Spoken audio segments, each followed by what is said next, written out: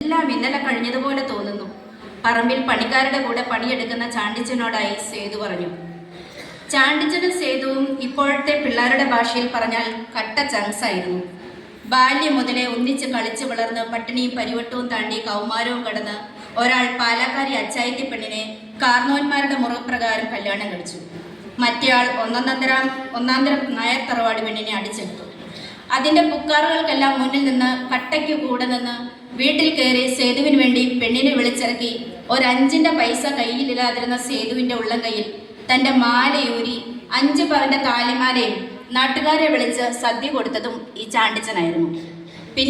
പിന്നീട് അങ്ങോട്ട് അന്ന് തൊട്ട് ഇന്ന് വരെയും അവരുടെ പെമ്പ്രനോത്തിമാരും ഒരു മനവും ഇരുമെയ്യുമെന്ന രീതിയിലാണ് ജീവിച്ചത്.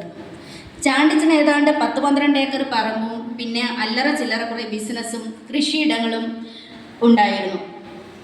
കാരുണ്യത്തിൻ്റെ ആൾരൂപങ്ങളായിരുന്നു അന്നമ്മയും ചാണ്ടിച്ചനും. അവരുടെ പറമ്പിൽ പണിക്കാരായിരുന്നെങ്കിലും സേതുവിനെയും കുടുംബത്തെയും അന്യരായി കണ്ടിട്ടില്ല. വീട്ടിലെ വിശേഷ ദിവസങ്ങളിൽ മാത്രമല്ല, എപ്പോഴാണെങ്കിലും ഒരു പങ്ക് പരസ്പരം പങ്കിട്ടിരുന്നു. ജാതി മത വ്യത്യാസമില്ലാതെ അടയും ശർക്കരയും പോലെയാണ് ഇന്നും അവർ ജീവിക്കുന്നത്. ഇപ്പോൾ സേതുവാണ് ചാണ്ടിച്ചൻ്റെ എല്ലാ കാര്യങ്ങളുടെയും മേൽനോട്ടക്കാരനും വലങ്കയും. മക്കളുടെ മക്കളുമൊക്കെ രണ്ടാമത്. അതിലാർക്കും ഒരു പരാതിയില്ല. അപ്പനെ ഫോണിൽ കിട്ടിയില്ലെങ്കിൽ അടുത്ത കോള് സേതുപ്പാപ്പനായിരിക്കാം. ചാണ്ടിച്ചൻ്റെയും മന്നാമ്മയുടെയും മക്കളും സേതുവിനെ അങ്ങനെയാണ് വിളിക്കുന്നത്.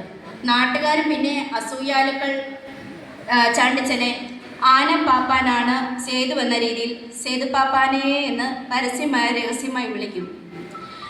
ഒരു ഒന്നൊന്നര ഒറ്റക്കൊമ്പൻ തന്നെയായിരുന്നു അന്നും ഇന്നും ചാണ്ടിച്ചൻ. ഒറ്റയാളുടെ മുമ്പിലെ തൻ്റെ കൊമ്പ് ചാണ്ടിച്ചൻ താഴ്ത്താറുള്ളൂ, തൻ്റെ സ്നേഹഭാചനമായ അന്നാമ്മയുടെ മുമ്പിൽ. അന്നാമ്മ എന്ന അന്നക്കൊച്ച് ചാണ്ടിച്ചൻ്റെ പ്രേമഭാചനമായിരുന്നു.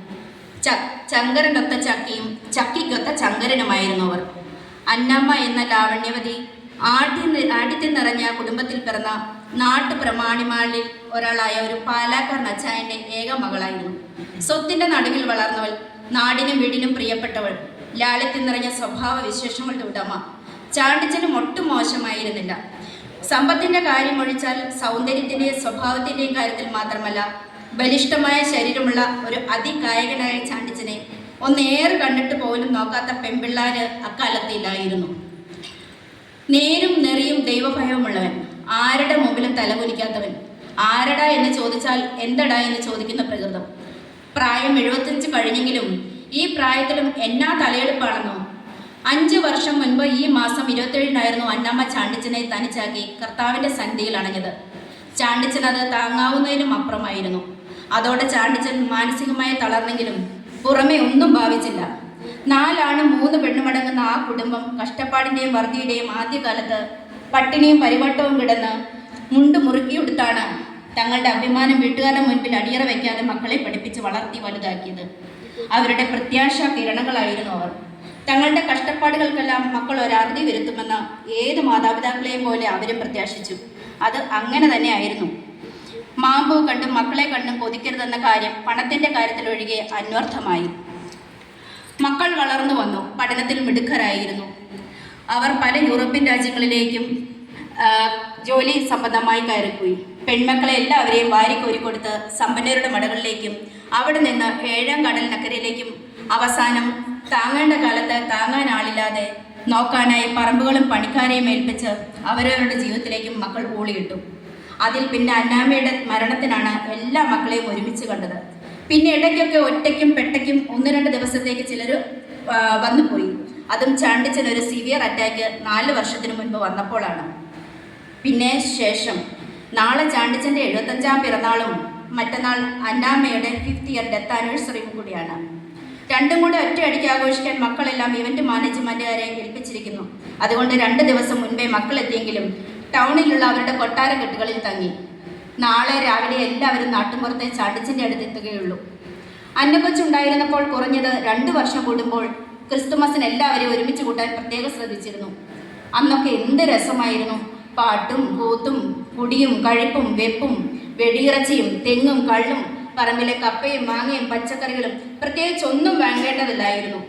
കോഴിയും താറാവും ആട് മീൻ വളർത്തലും എല്ലാം പറമ്പിൽ തന്നെ. വലം കൈയായി സേതുപ്പാപ്പനും 10-20 പണിക്കാരും. പക്ഷേ ഇപ്പോൾ അളവില്ലാത്ത സ്വത്തും താങ്ങാനും സ്നേഹിക്കാനും ആരുമില്ലാത്ത അവസ്ഥയും.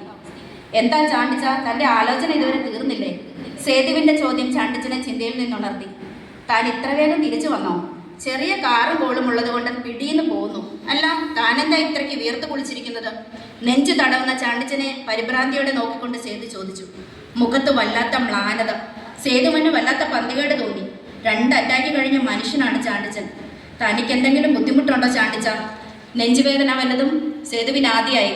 ചാണ്ടിച്ചൻ ചിരിച്ചുകൊണ്ട് പറഞ്ഞു, താൻ പേടിക്കണ്ടടോ. എൻ്റെ അന്നക്കൊച്ച് വിളിക്കാതെ ഞാൻ ഇവിടെ നിന്നൊന്നും പോവുകയില്ല.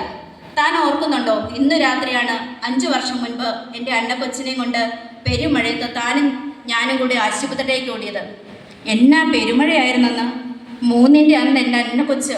ചാണ്ടിച്ചൻ മുഴുമിക്കുന്നതിന് മുൻപ് ആകാശത്തിലൊരു മിന്നൽപ്പിണരും കാതടുപ്പിക്കുന്ന തരത്തിലൊരു ഇടിയും വെട്ടി. മുകളിൽ നിന്ന് റബ്ബർ മരത്തിലാണ് മിന്നലേറ്റത്. 2 പേരും ശക്തിയായി ഞെട്ടി.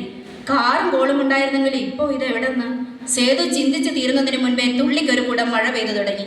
തിരിഞ്ഞ് ചാണ്ടിച്ചനെ നോക്കിയ സേതു ഞെട്ടി. കട്ടച്ചോര വായിൽ നിന്ന് ഒഴുകി വരുന്നത് ഒരു കൈകൊണ്ട് തുടച്ച് ഒരു ചെറു ചിരിയോടെ നെഞ്ചത്ത് തൻ്റെ കൈ അമർത്തി തന്നെ നോക്കി നിൽക്കുന്നു ചാണ്ടിച്ചൻ. ഒരു അമാനുഷിക കാന്തി ആ മുഖത്തുണ്ട്. എന്തൊരു ഗാംഭീര്യം! തിങ്ങി വന്ന കരച്ചിൽ സേതുവിൻ്റെ തൊണ്ടയിൽ കുടുങ്ങി. തൻ്റെ നേരെ നീട്ടിയ 2 കരങ്ങളിലേക്കും താങ്ങിപ്പിടിച്ച് തൻ്റെ മടിയിൽ കിടത്തുമ്പോൾ ചാണ്ടിച്ചൻ പിറുപിറുക്കുന്നത് സേതു വ്യക്തമായി കേട്ടു. ദേണ്ട സേതുപ്പാപ്പ, എൻ്റെ അന്നക്കൊച്ചു വന്നു നിൽക്കുന്നു. ദേ, അവൾ കുടിക്കാൻ തന്ന ആ ഓട്ടുമന്തയുടെ വെള്ളത്തിന് എന്ത് രുചിയാണോ! ദാ എൻ്റെ കയ്യിൽ അവൾ